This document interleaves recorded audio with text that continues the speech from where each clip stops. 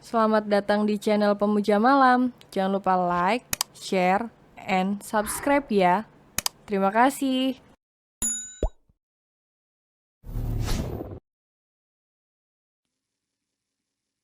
Chapter 29 Pelakor lebih menakutkan dari pinjol. Aluna mengeluarkan tisu basah dari tasnya dan membersihkan bekas muntahan Arega yang mengenai pakaian sekolah anak itu. Sejenak, Aluna berpikir, tidak mungkin Arega memakai pakaian basah, bekas muntahannya. Tatapan Aluna pun beralih menatap Arfian yang sedang meminta tisu pada pelayan resto. Mas, aku belikan Arega baju dulu ya. Pamit Aluna. Sehabis makan aja, kenapa harus sekarang?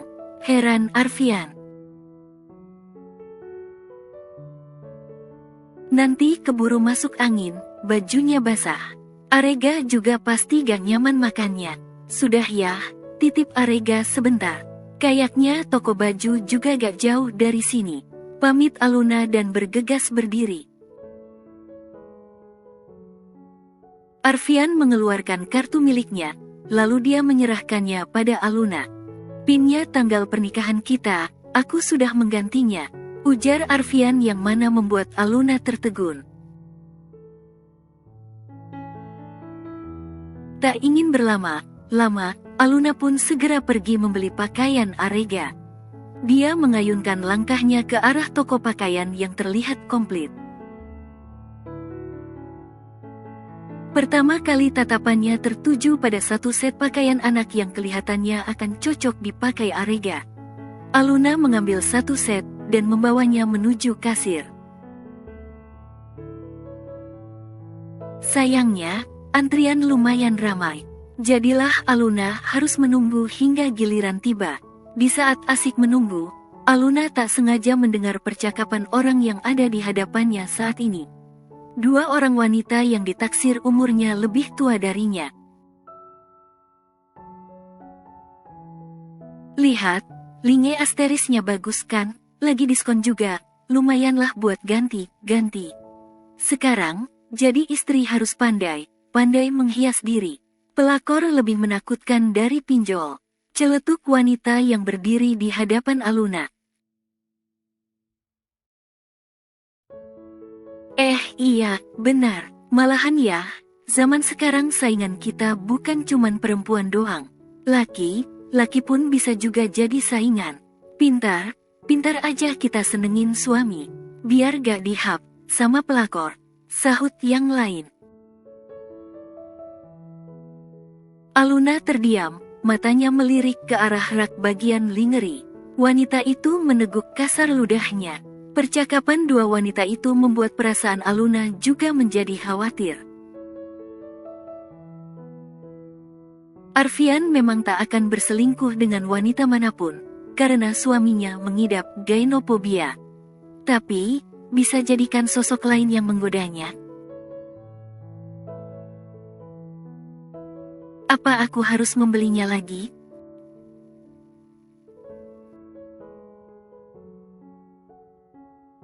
Arfian menidurkan Arega di ranjangnya sendiri.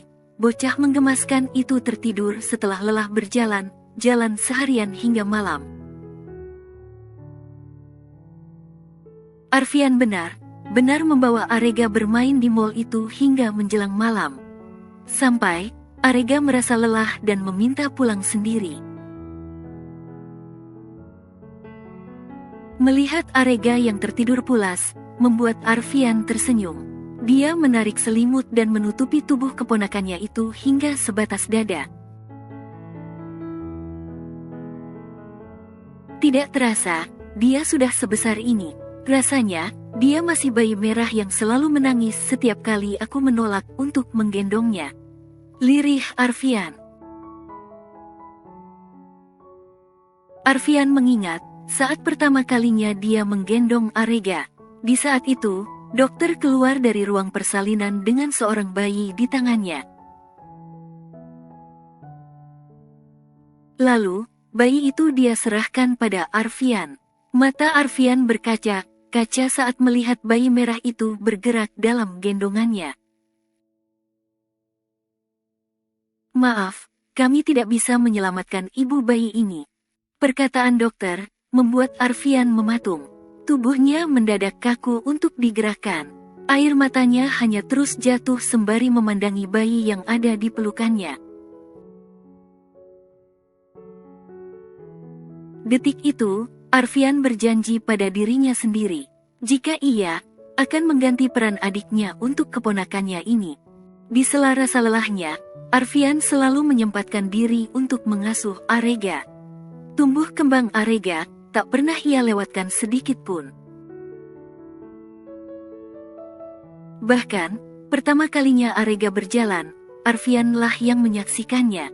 Arega memang kehilangan kasih sayang orang tuanya, tapi Arfian pastikan, Arega tak kekurangan kasih sayang darinya. Tumbuhlah jadi anak yang baik.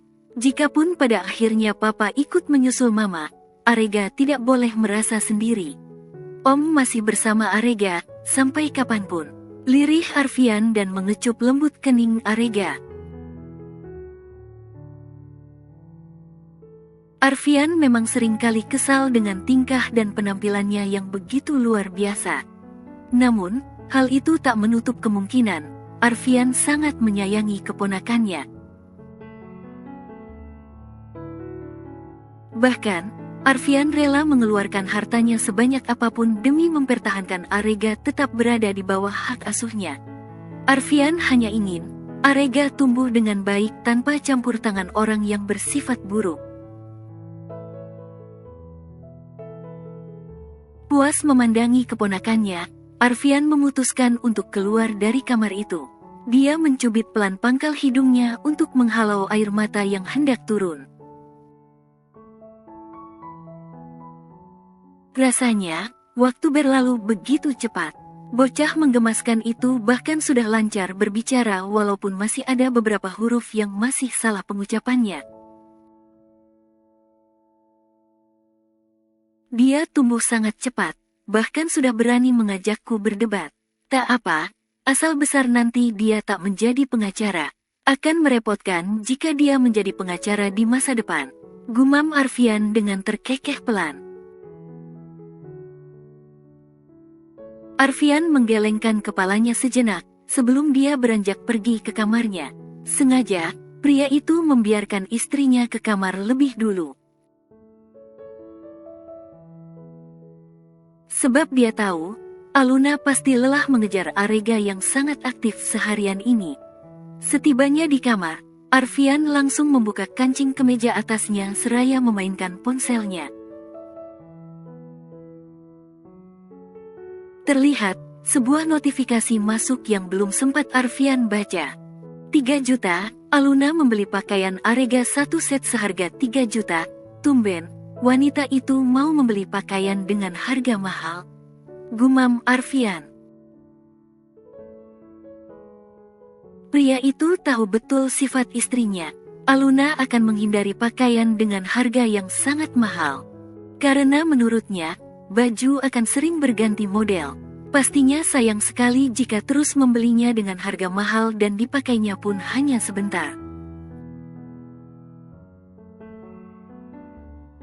Baguslah, itu artinya dia sudah bisa mengimbangi pemasukan suaminya. Aku bekerja capek, dia hanya menggunakan sedikit saja. Jika bukan istri yang menghabiskan duit suami, siapa lagi, gumam Arfian.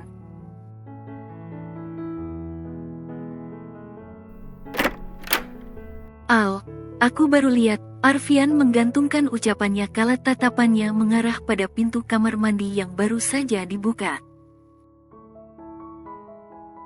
Terlihat, Aluna keluar dengan pakaian yang tak biasa. Pria itu meneguk kasar ludahnya, jakunnya pun bergerak naik turun. Aluna berjalan dengan pelan, beberapa kali dia menarik turun gaun malamnya.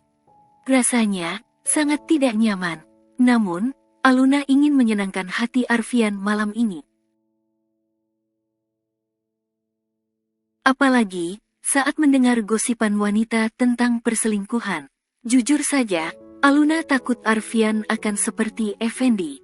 Tak ada salahnya dia merubah penampilannya untuk suaminya, bukan? Oh, wow, apa ada acara khusus malam ini? Tanya Arfian dengan melempar ponselnya ke arah sofa seraya memasukkan tangannya kanannya ke dalam saku celananya. Pipi Aluna bersemu merah. Dia tambah menundukkan kepalanya setibanya Arfian di hadapannya. Tanpa sungkan, pria itu merangkul pinggang sang istri dan menaikkan dagu wanita itu dengan jari telunjuknya. Tatapan keduanya bertemu, seakan menuntut sesuatu. "Kenapa kamu memakainya?" tanya Arfian sembari tangannya memainkan helaian rambut Aluna. Katanya, suami akan senang jika istri memakainya, cicit Aluna. 3 juta yang kamu pakai untuk membeli gaun ini, bisik Arfian. Aluna mengangguk lirih, dia menjauhkan wajahnya saat merasakan nafas Arfian terasa di lehernya. Tanpa diduga, pria itu langsung membawanya ke gendongannya. Aluna tentu saja terkejut, jantungnya berdegup sangat kencang. Perlahan, Arfian meletakkan tubuh istrinya ke atas ranjang dengan lembut. "Aluna, katakan, apa kamu mencintaiku?" tanya Arfian dengan menatap lekat sang istri. Aku mencintaimu, Aluna Sagita. Entah kapan rasa ini tumbuh, aku baru menyadarinya. Aku mencintaimu, Aluna, sangat." Aluna membulatkan matanya saat Arfian mulai mendekatkan wajahnya. Wanita itu memejamkan matanya dan menerima semua perlakuan suaminya malam itu. Kali kedua Aluna menyerahkan hak Arfian selaku suaminya. Aluna bisa merasakan ungkapan cinta Arfian lewat perlakuan pria itu padanya malam ini. Aluna mengerjapkan matanya, dia terbangun dari tidurnya yang nyenyak. Bibirnya melengkungkan sebuah senyuman seraya menatap pria yang masih memejamkan matanya sambil memeluknya saat ini. Perlahan, tangannya terangkat dan menyentuh garis wajah pria itu dengan gerakan lembut. Gerakan tangannya terhenti setibanya berada di bibir merah pria itu. "Jangan memancingku, sayang," ujar Arfian dengan suara seraknya. Aluna terkejut, dia akan segera menarik tangannya. Namun, Arfian justru menahannya dan membuka matanya. Mata tajam pria itu mengarah pada sang istri dengan sorot mata yang lembut. "Kenapa kagum dengan ketampanan suamimu ini?" tanya Arfian dengan menaik turunkan alisnya. "Tampan dari mana? Bangun tidur kamu terlihat seperti buaya," celetuk Aluna. "Buaya? Apa aku sejelek itu?" gumam Arfian. "Iya, memangnya ada yang bilang kamu tampan?" seru Aluna yang mana membuat Arfian mendengus sebal. Arfian beranjak duduk, dia meraih batrobenya yang ada di ujung ranjang lalu memakainya. Pria itu menatap sang istri yang kembali menarik selimut bersiap akan kembali memejamkan matanya. "Sebentar lagi pagi, Arega pasti akan mencarimu." "Ya, aku akan tidur sebentar selama kamu mandi," sahut Aluna yang sudah memejamkan matanya.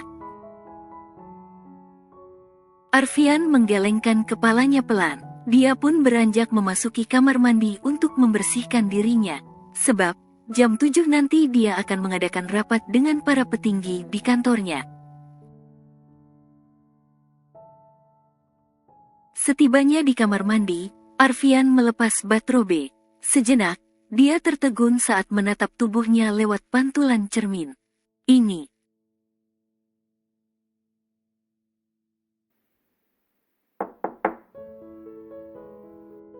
Reza terus menelponmu. Arfian bergegas memakai kembali batrobenya dan segera keluar dari kamar mandi.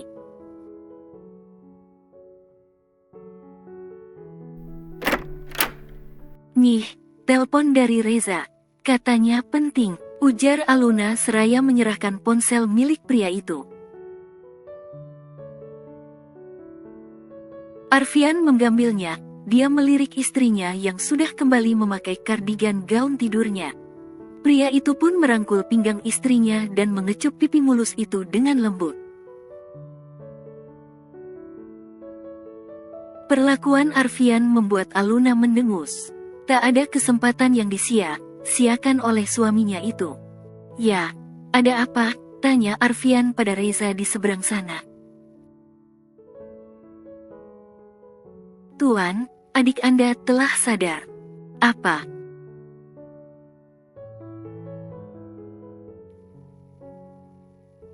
Arfian berlari keluar dari mobilnya. Pria itu masuk ke dalam rumah sakit dengan raut wajahnya yang terlihat panik. Dia menghiraukan tatapan orang padanya saat ini. Setibanya Arfian di depan pintu yang dijaga oleh 2 orang bodyguard, pria itu menghentikan langkahnya sejenak. Nafasnya terdengar memburu, jantungnya berdegup sangat kencang. Apa Reza ada di dalam? Tanya Arfian pada bodyguardnya itu. Ya tuan, silahkan masuk. Salah satu dari mereka pun membuka pintu untuk Arfian. Perlahan, Arfian melangkahkan kakinya dengan ragu.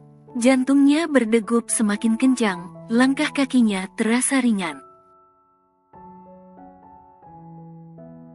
Matanya menangkap seorang pria dengan wajah pucatnya sedang duduk bersandar di atas berangkar sembari menatapnya dengan tersenyum tipis. Mata Arfian pun berkaca, kaca melihatnya. Langkahnya tiba berhenti seakan tak kuat untuk mendekati pria itu. Kak, apa kamu tidak merindukanku? Tanya pria itu yang tak lain adalah Nalendrara, adik Arfian. Tangis Arfian pecah, dia segera menerjang tubuh sang adik dengan pelukannya. Rasanya, ini seperti mimpi baginya. Dia tak pernah menyangka akan ada hari, di mana adiknya sadar dari komanya yang sudah bertahun-tahun lamanya. Tangisan Arfian membuat Reza yang ada di sana turut menitikkan air matanya. Dia tahu betul bagaimana penolakan Arfian dan perjuangan pria itu saat dokter akan mencabut semua alat penunjang hidup Nalendra. Keyakinan Aryan terbukti, adiknya kembali sadar. Kamu sadar Hicks, kamu, Arfian melepaskan pelukannya. Dia mengusap wajah adiknya seraya meyakinkan dirinya jika saat ini bukanlah mimpi. Ya. Aku sadar, kita bisa kembali lembur bersama di kantor. Canda adik tampannya itu. Bersambung.